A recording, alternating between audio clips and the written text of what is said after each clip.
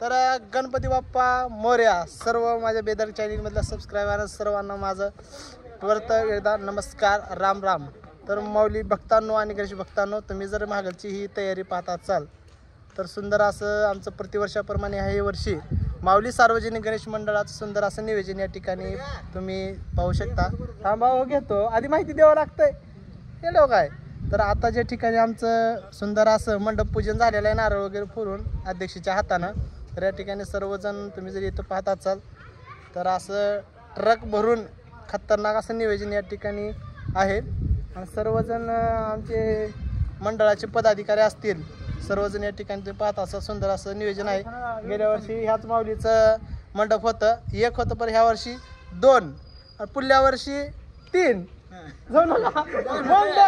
खोटं बोलायचं नाही, कॉपी करायची नाही. तर असंच वाढवत जाऊ आम्ही त्या पांडुरंगाच्या आणि आमच्या गणपती बाप्पाच्या आशीर्वादानं.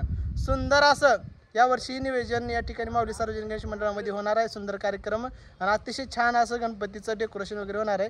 आता तर हो काम चालू आहे, अजून पुढे लय काही बघण्यासारखं आहे. खरं का नाही ओमा? हॅलो गो, चला या. खोटं बोलायचं नाही. अरे कुठून? अरे इकडे कुठून? कुठून आलायस? घरातून आले. तर आमचा हा कार्यकर्ता आहे, खास प्रसादासाठी कार्यकर्ता. ही प्रसाद दाबाला 1 नंबर आहे. तर अशा पद्धतीने सुंदर असं आमचं कार्यक्रमाचा आजचा रूपरेषा तुम्हाला आम्ही सांगण्याचा प्रयत्न केलेला आहे मित्रांनो. तर आजच नारळ तीन फोडून म्हणण्यापेक्षा सुंदर असं या ठिकाणी आज काम चालू आहे. आणि अवघ्या थोड्याच दिवसामध्ये म्हणजे गणपती होईपर्यंत आपलं सर्व काम एकदम ओके होऊन जाईल.